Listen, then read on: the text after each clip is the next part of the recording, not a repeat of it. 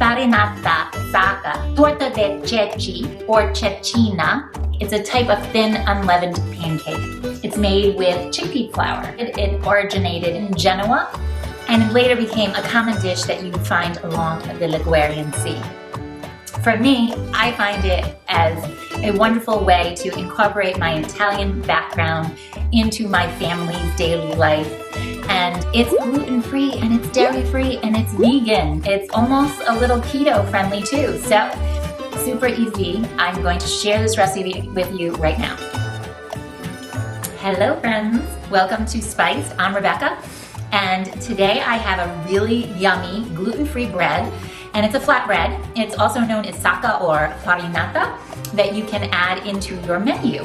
So I'm making a nice delicious salad right now, and I want something yummy to go with it. So I'm making this with chickpea flour, and you need a cup of chickpea flour. It's super, super easy to make. And then a cup of filtered water. I'm getting my water from my Berkey filter. So if you've never heard of Berkey filters, they're fabulous. Check them out. I will show you some links below. They're awesome. And you can whisk that up.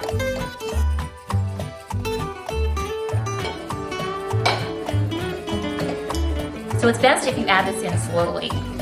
I didn't because I feel like I'm constantly in a rush. I'm sure some of you can relate to that. And then you get your salt, a pinch of salt, if you have some Himalayan salt handy.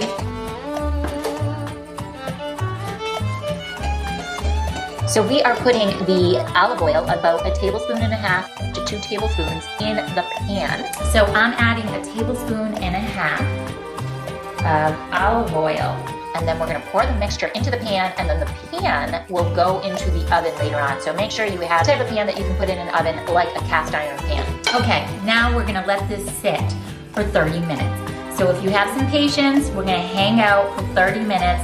I'll be right back. So when you do this, it's really important to use the olive oil. If you like to use canola oil, that's great. I do not like to use canola oil. It does have a higher flash point, which is wonderful. However, it's not a healthy choice. It's just not a healthy choice. So the olive oil is a better choice. You could even use a coconut oil. So we are going to add this mixture to our pan. So first what you want to do is, now I'm going to add some herbs, and I'm adding an organic sprinkle. So I checked the herb garden and we are out of rosemary. So this organic sprinkle is wonderful to have on hand. I add it to everything. It's just full of wonderful. It does have tarragon, lemon peel, orange peel. It has thyme and red pepper and rosemary. So you can add just rosemary or you can add something else. Now we're going to go add it to the pan. So really important, when you get that olive oil, get it all over the pan. I am not using a cast iron pan, but it's preferable to use a cast iron pan. And back in the day, or if you go to Italy, they would cook this in a nice wood oven.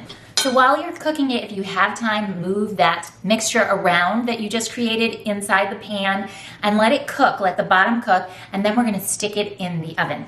We're gonna cook it in a very hot skillet until the bottom is cooked, and then transfer it into the hot oven and broil it to cook the top of the bread. And when the sides start to bubble and lift easily, you know that you are all done. I like to serve this up really rustic and get it and just tear it up and put it in a nice salad. You can also smother it with hummus or maybe avocado. Adding some basil into my salad. Okay, so then once you have your bread, I like to tear it apart and add it to my salad plate and serve it that way. So if you get that rustic feel, you could also play with adding some nuts and more herbs and spices, maybe a dipping sauce like a olive oil and some type of balsamic if you use that, sort of like you would if you were in a little cafe. And wow, This is a wonderful rustic addition to your menu. It's just so wonderful. You can have it with a glass of wine, or you can have it with a nice cup of tea or a seltzer, or whatever it is that works for you. And I love to include some of my Italian background into my everyday life, especially with my kids, because we are Italian and we're gluten-free and dairy-free. My kids and I are, my husband isn't. But it's challenging to embrace the Italian menu with a gluten-free and dairy-free. When I traveled to Italy, the food is just so amazing, delicious. One time when I went, my relatives were like, oh, Rebekah, you can have this. It's only Rebekah, you know, Bugs Bunny. And it was just so foreign to them that I didn't eat meat. They just didn't understand it, and that was fine. And now I'm gluten-free and dairy-free, and I love, love, love to embrace the Italian culture. So delicious. I have a little boo-boo there. It's so good. Really yummy. So check it out and enjoy. Ciao, ciao.